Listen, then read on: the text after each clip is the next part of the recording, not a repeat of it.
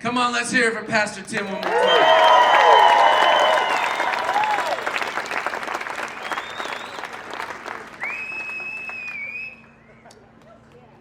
Jesus said, I came that you may have life and have it to the full. Life. Everybody say life. Life. It's a magnificent thing, our most precious credential. Some would say non, but we say essential. Non? Essential. Our next speaker lives and breathes the Proverbs 31 instructions. Speak up for those who cannot speak for themselves. For the rights of all who are destitute, speak up and judge fairly. Defend the rights of the poor and needy. She has been serving as CEO for Birth Choice Centers for 6 years, and I can tell you firsthand, for Janette, it's never just a job or an occupation. Her chosen profession is a divine calling. Janette's compassion and love for those going through crisis stems from her own difficult journey as a young woman and a teen mother of a special needs child.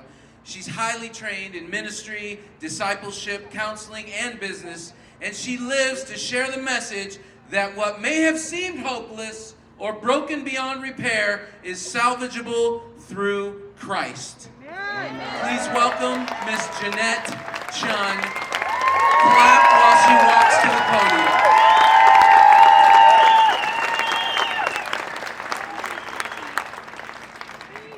Thank you so much, guys. I'm delighted to be here with you all tonight. And again, I'm Janette Chun with Birth Choice Centers. I'm the CEO, and it's our local pregnancy center. I think you guys have seen us off of Winchester Road in Temecula here. We also have a center in Hemet, Palm Desert, and we have our boutique in Lake Elsinore. God has done a lot this past couple years to be able to grow us, and I believe it's for a very specific reason. We have a lot in our country right now that is defaming life and dehumanizing people, and that cannot be so. As a Christian, I believe that God made life. It is not up to us to decide what to do with magnificent creation that he has made. And in the very image of God, we represent his likeness.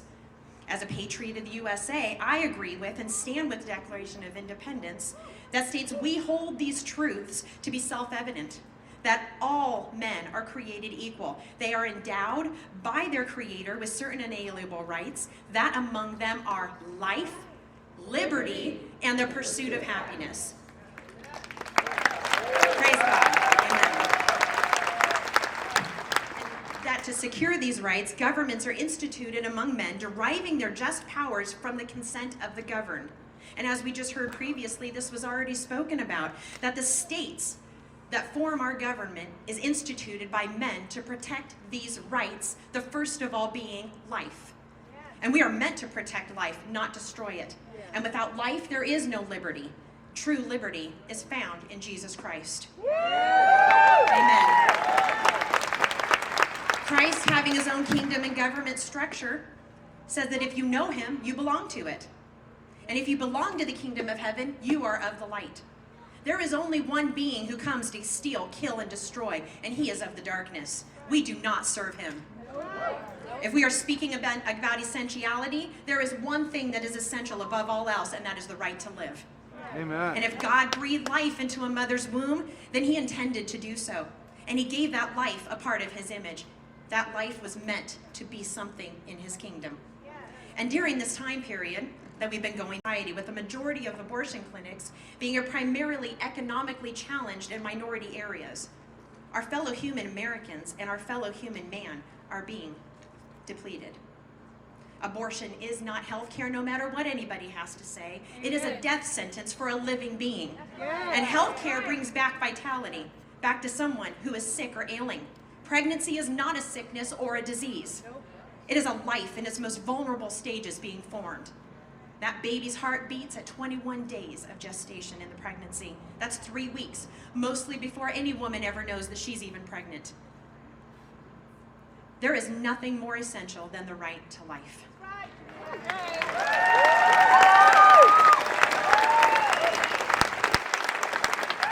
Margaret Sanger, who founded Planned Parenthood, stated that her journey and her stated purpose was to eradicate the undesirables. And during her time, it was Jews, people of color, and the Irish Catholics that she wanted to get rid of back at that time. They wanted to create a master race where only the fit were allowed to live. And they were the ones that decided who were fit to live, not anybody else. It is no different now. Except now, we choose who is undesirable and unfit, and this is not to be so. If one can dehumanize another person and make them of no value, where does that stop? Are we next? They're already speaking of post-birth abortion. If a mother chooses she does not want the child immediately after the birth, she's allowed to terminate that pregnancy, though the child has already been born. And this is a very real reality. What kind of horror are we speaking of here? These are our fellow humans, our brothers and sisters. God was speaking to his people one day as they were entering into the promised land. They were scared of the giants in the land. And they had many pagan gods which they worshipped. And he was talking to them and speaking to them to follow him. He gave them righteous decrees to follow, and he wanted them to be living long life. And he told them in Deuteronomy 30:15, he said, "Today I put before you life and death. Choose life so that you and your descendants may live." Nothing has changed. It's a very simple prospect. Today, God also tells you, choose life. So what happened to us? Thank you.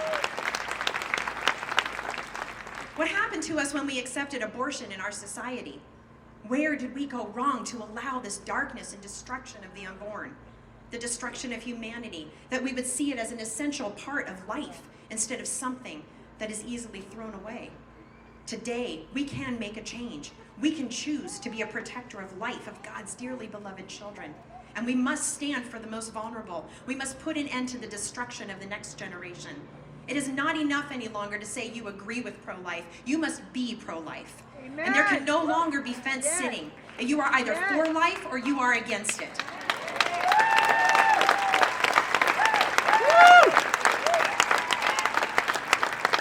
At this time, over 60 million babies have been lost to the scourge of abortion.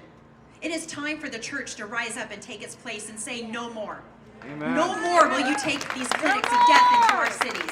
No more will you destroy the most innocent among us. We must rise up, church, and we must stand in the place. When we have done all to stand, we keep standing. And we don't ever give in. We don't ever surrender ground to the enemy. We are the children of the Most High God. This is the day that the Lord has made, and we will choose life and rejoice in it. Thank you very much.